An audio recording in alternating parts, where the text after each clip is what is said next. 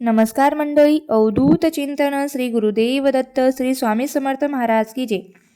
बघा, पौष महिना हा संपत आलेला आहे आणि पौष महिन्यामध्ये विशेष आपण पौष महिन्यातील रविवार ही सूर्यदेवाची सूर्यनारायणाची पूजा करत असतो.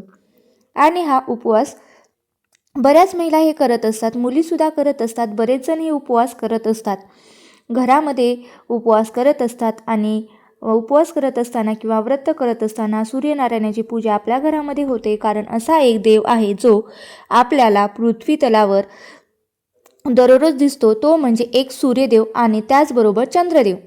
आता आपल्याला सूर्यदेव दिसतो, आपण त्याची पण पूजा करत असतो, पण आपल्या घरामध्ये जे काही पूजा करताना पाटावर, चौरंगावर रांगोळीने किंवा गंधाने सूर्यनारायण आणि सूर्यनारायणाच्या पत्नी राणूबाई या दोघांची पूजाही करत असतो आणि उपवास करत असतो. तर यावर्षी पौष महिन्यातील 4 रविवार आलेले होते. तर पहिला रविवार, दुसरा रविवार, तिसरा रविवार, चौथा रविवार, आता आपले 4ही रविवार झाले, पूजा झालेली आहे. पण जो उद्याचा रविवार आहे त्या रविवारी मौनी अमावस्या आहे. आल्या कारणाने हा रविवार पूजा करावी की नाही करावी अशा अनेक प्रश्न हे महिलांना पडलेले असतात. तर बघा, ही जी मौनी अमावस्या आहे, तर या दिवशी मौन धरण्याला विशेष असं महत्त्व आहे. जेवताना, आंघोळ करताना मौन धरायचं असतं आणि त्याचबरोबर पूजा करताना आणि जर ज्यांना शक्य आहे त्यांनी जर दिवसभर मौनी अमावस्येच्या दिवशी मौन धरलं, म्हणजेच कुणाशी एकही शब्द न बोलता न बोललं, तर त्याचं फळ आपल्याला अगणित असं मिळत असतं. कारण आपण दिवसभर या मुखाद्वारे, या वाणीद्वारे किती शब्द बोलतो आणि वाणीतून एखादी चूक किंवा बरेच चुकीचे शब्द आपले निघत असतात आणि त्याचंसुद्धा पाप हे आपल्याला लागत असतं. आपल्याला कळत न कळत निघालेल्या शब्दातून सुद्धा बऱ्याच चुका ह्या निर्माण होत असतात. पण मौनी अमावस्येच्या दिवशी जर आपण मौन धरलं, तर आपल्याला मौनी अमावस्येचं जे काही आपल्याकडून होणाऱ्या चुका आहेत त्या होत नाहीत किंवा माफ होतात. कारण मौनी अमावस्या आहे ना, ही अमावस्येच्या दिवशी जर आपण बोललोच नाही कोणाशी, तर आपल्याकडून वाणीद्वारे कुठलाही पाप होणार नाही. वाणीद्वारे आपल्या कुठलंही पाप होणार नाही, कारण बोलण्यातून कळत न कळत आपल्याकडून काही ना काहीतरी शब्द हे निघतात आणि एखाद्याला ते शब्द म्हणजे टोचतात किंवा लागतात किंवा आवडत नाहीत. त्याच्याविषयी बोललेले आणि काहीतरी पटकन आपण कोणाविषयी बोलून जातो, तर पुढच्या व्यक्तीला त्या गोष्टीचं वाईट वाटतं किंवा त्याचं मन दुखावलं जातं आणि त्यामुळे आपल्याला त्याचं मनसुद्धा बरंच पाप लागत असतं. म्हणून मौनी अमावस्येला या गोष्टी आपल्याला टाळायच्या आहेत. निदान मांडीत कोणाशी वाईट बोलायचं नाही, कोणाची निंदा करायची नाही मौनी अमावस्येच्या दिवशी. या गोष्टी आपल्याला निश्चितच पाळायच्या आहेत. आणि दुसरी गोष्ट म्हणजे ही मौनी अमावस्या आहे.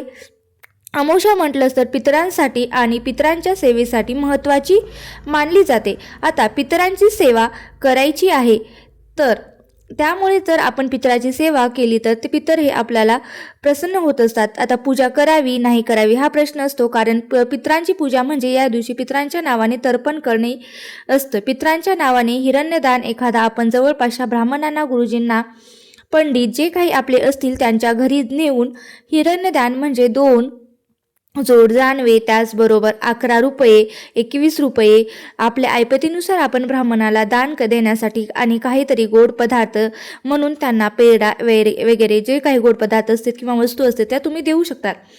त्याला हिरण्यदान असे म्हणतात. या हिरण्यदानाने आपल्याला पितरांना मोक्ष मिळत असतो आणि आपले पितृदोष हे प्रखर जरी पितृदोष असेल तर ते कमी व्हायला आपल्याला मदत होत असते. काही पितरांचे आशीर्वाद आपल्या संपूर्ण कुटुंबाला मिळत असतात. मग ही जी अमावस्या आहे ना, ही पितरांच्या पूजेसाठी विशेष मानली जाते. त्याचबरोबर पिंपळाच्या झाडाची पूजा करून त्याच्या खाली दिवा लावणे याही गोष्टी पितरांच्या नावाने या दिवशी केल्या जातात. किंवा 12च्या नंतर एखाद्याच्या नैवेद्य म्हणजे जे काही होईल, पोळी, भात, वरण, काही तुम्ही जो घरात स्वयंपाक केलेला आहे तो कावळ्याला घास म्हणून ठेवायचा असतो दर अमावस्येला. तर त्या दिवशी ती सेवासुद्धा पितरांपर्यंत पोहोचत असते. याचं पुण्यसुद्धा आपल्या या पदरात पडत असतं. म्हणजेच अमावस्या हा विशेष पितरांच्या पूजेसाठी मानला जातो. मग आता तर मौनी अमावस्या आहे, तर पितरांच्या पूजेला विशेष असं महत्त्व आहे. या अमावस्येला मग आपण आपल्या घरामध्ये कसं बरं सूर्यनारायणाची पूजा करणार? म्हणजे आता जे काही आपण पौष महिन्यातले रविवारची पूजा करत असतो, तर आपल्याला या रविवारची पूजा करायची नाही. चुकूनही सूर्यनारायणाची पूजा करायची नाही. म्हणजे आपण दररोज सूर्याला आरोग्य धन जे काही सूर्यनमस्कार असतात ते करू शकतो. पण सूर्यनारायण पौष महिन्यातलं जे रविवारचं व्रत आहे ते आपल्याला करायचं नाहीये. जे पौष महिन्यात सूर्यनारायणाची पूजा केली जाते ती करायची नाहीये. म्हणजे जो उद्याचा रविवार येणार आहे, जो की 18 जानेवारी 2026ला, या दिवशी अमावस्या आल्या कारणामुळे आपण अमावस्या ही संध्याकाळीच 17 जानेवारीला संध्याकाळी उत्तरात्र म्हणजेच उत्तरात्री 12 वाजता सुरू होणार आहे आणि त्याचा प्रारंभ होणार आहे. 18 तारखेला ही अमावस्या दिवसभर आहे आणि संध्याकाळी 1 वाजून 22 मिनिटांनी ही अमावस्या संपणार आहे 18 तारखेला. तर अशी ही अमावस्या असल्या कारणाने आपल्याला पौष महिन्यातील रविवारची पूजा जे काही घरी आपण करत असतो ते व्रत आपल्याला पाटावर चौरंगावर सूर्यनारायण काढून उपवास वगैरे पकडतो, तर हे आपल्याला काहीही करायचं नाही. उपवास सुद्धा धरायचा नाही आणि सूर्यनारायण काढून पूजा पण करायची नाही. हा रविवार उद्याचा हा पौष महिन्यातला येतच नाही आणि या रविवारमध्ये आपल्याला पूजा करायची नाहीये. यापेक्षा आपल्याला पित्राचं तर्पण करायचं, पित्रांसाठी दान करायचं, काही गोष्टीचं दान करायचं किंवा या दिवशी विशेष असं स्नान करण्याला सुद्धा या दिवशी विशेष असं महत्त्व दिलेलं आहे.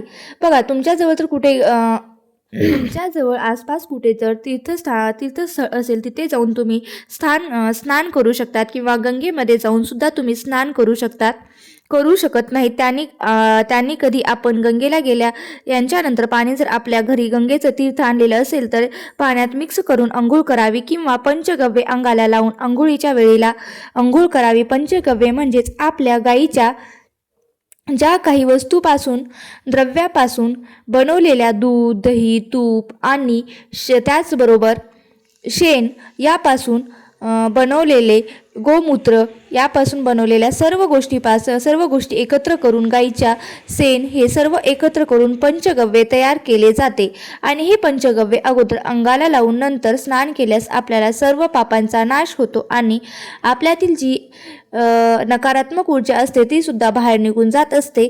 तर अशा प्रकारे आपल्याला अमावस्येला बाकीचे हे सगळं काही करायचं आहे, पण सूर्यनारायणाची पूजा, व्रत, उपवास, पौष महिन्यातील रविवारचे व्रत हे आपल्याला करायचं नाही. अशा प्रकारे उद्याचा रविवार पूजा करावी की नाही करावी याची संपूर्ण माहिती मी तुम्हाला सांगितलेली. तुम्हाला जर हा व्हिडिओ आवडला असेल तर नक्की लाईक करा, शेअर करा आणि चॅनलवरती नवीन असाल तर सबस्क्राईब करायला विसरू नका. श्री स्वामी समर्थ. जय जय स्वामी समर्थ.